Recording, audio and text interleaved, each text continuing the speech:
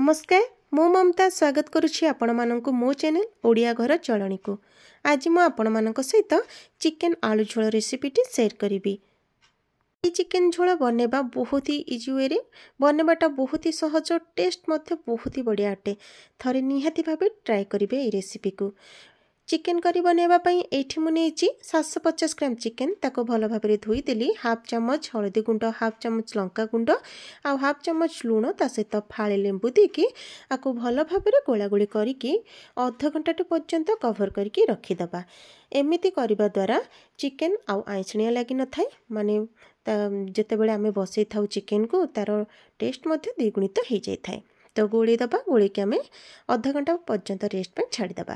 ये देखो गोटे जगार सुखिला लंका को मु घंटाटे आगु भिजे नहीं, आउ दुईटी मीडियम साइज टमाटो को आउ ता सहित गोटे सुखिला लंका आउ भृषंग पत्र देके ग्राइंड करदेवी। जेहेतु आम प्रेसर कुकर बनेबा तो से मुझे प्रेसर पूरा गरम हो सारा पर 2 बड़ चामच रिफाइन तेल को देदेली। आपण मैंने चाहिए सोरिष तेल करेंगे। तेल गरम हो सारा पर टिके चीनी देदेली। आ गोटा गरम मसला मुझे जीरा, तेजपत्र, डालचीनी, गुजराती, गोलमर्च। तो चलतु गरम हो सारा आम आमर गोटा गरम मसला को हल्का भाजी नबा। एठी मु 2टी बड़ साइज रा पियाज को पूरा पतला पतला करके लंबा लंबा करके काटी नेछि। तो एठी पियाज को एबे ऐड कर दबा। जेते बेले भी हम पियाज को कुक करबा हमर फ्लेम टा रहिबो मीडियम, जो द्वारा कि पियाजटा भल भाबरे भाजी हे परिबो। केही केही कोन करंती ना हाई फ्लेम दे दे कि पियाज को भाजी दियंती, जो द्वारा कि पियाजटा पोड़ी गला भली हे थाए, जो द्वारा कि हमर तरकारीटी भल लागि न थाए। तो मुझे देखो पियाज को यही गोल्डन ब्राउन करके पूरा भल भाव भाजी नेली। अदा रसुण बटा मसला एठरे मु 3 चम्मच ऐड करी। मोर क्वांटिटी अनुसार आपण मैंने जीक नहीं से अनुसार मसला को ऐड करेंगे। तो मसला को दे सारा पर से मीडियम फ्लेम रे ही आम आमर मसला को भल भाव कुक करनबा 5 ରୁ 7 मिनिट। ये देखिपे मसलार कंचापन चलीगला, माने भल भाव मसलाटा टी कषि सारा। ये मु जो चिकेन को मेरिनेशन करके रखी एबे एथिरे ऐड करनबा। चिकेन को पकई सारिबा परे आमर फ्लेम रहिबो हाई, जो द्वारा कि चिकेनटा आम भल भाव भाजी पारिबा। एमिति करबा द्वारा चिकेन रो बास्नाटा बहुत भल आसी थाए, मसला सहित मध्य भल भाव ऑब्जर्व हो जाय थाए। तो ये देखंतु चिकेन को मु भल भाव भाजी नउची।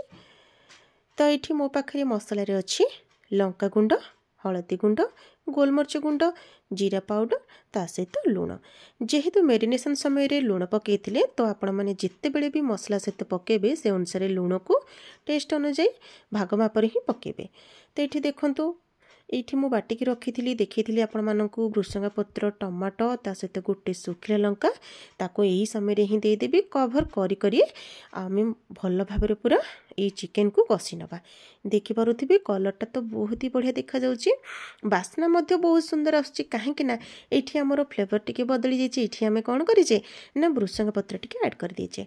भृषंगा पत्र तो आपण माने जानिथिबे देह पय बहुत ही भलो, किंतु टेस्ट मध्य बहुत ही भलो लागे एई बळी करबा द्वारा।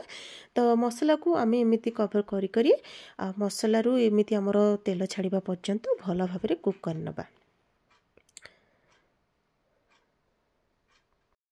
प्रायतः 20 मिनिट पर्यंत मु कषि सारा पर ये देखु मोर चिकेन ये बहुत भल भाव पूरा कषि सारे। ये यही समय रे ही कौन करी ना मोर ये एवरेस्ट रो चिकेन मसला को ऐड करदेवी। आउ ये आलू को देखूँ ये भाव में काटी आलू को पकईकि भल भाव कषिदबा। आउ ये कसुरी मेथी को देदेली। भल भाव कषा कषि पूरी सरीगला पर गरम पानी पूर्व प्रस्तुत कर रखी गरम पानी को देदेली। तो ये देखो टे फुटीगला प्रेसर कवर देदबा। दे सारापर जेहेतु आमर चिकेनटा भल भाव कषि हो सारी तो मुझे पानी देकी मात्र गोटे सीटर अपेक्षा थी, जद्वारा कि मोर ये चिकेनटा पूरा बढ़िया भाव में सीझीगला। आपणकर चिकेन क्वालिटी माने केतिकी सीझी कौन, जदि गोटे हुइसेल रे न सीझे ताहले आपण माने आउ गोटे हुइसेल देकी भल भाव पूरा चिकेन को कुक कर दियंतु। तो देखिले ना केते सहज उपाय आमर ये चिकेन तरकारी पूरा रेडी हो गला, बहुत ही डिलीशियस देखा जाउची। जदि हठात कहीं घर को चली आसती आपण पाखरे समयर अभाव थाए ताहले आपण एई रेसिपी को निहाती भाव ट्राए करेंगे, बहुत ही भल लगी थाए आ समस्त मन को मध्य छुई पारिबो। जदि यही रेसिपी को आपण मैंने ट्राए करना तो सांगे सांगे ये रेसिपी को ट्राए करंतु।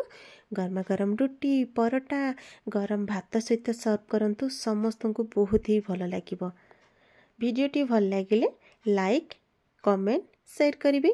आउ जदि मो चैनल को सब्सक्राइब करना संगे संगे सब्सक्राइब कर दिंतु पाखरे थिबा बेल आइकन को प्रेस कर दिंतु जद्वारा मो नुआ नुआ वीडियो नोटिफिकेशन आपण मानक पाखरे संगे संगे पहुँची पारिबो। रहिली नमस्कार। पुणी देखाबो आपण मानक सहित गोटे सुंदर वीडियो सहित। सेथि पर्यंत समस्ते भलरे रुहंतु हसंतु हसांतु। आई बड़ी रेसिपी पाई निश्चित भाव में मो चैनल को आसी देखिकी जातु। पुणी देखाबो आपण मानक सहित आउ गोटे सुंदर वीडियो सहित। रहिली नमस्कार।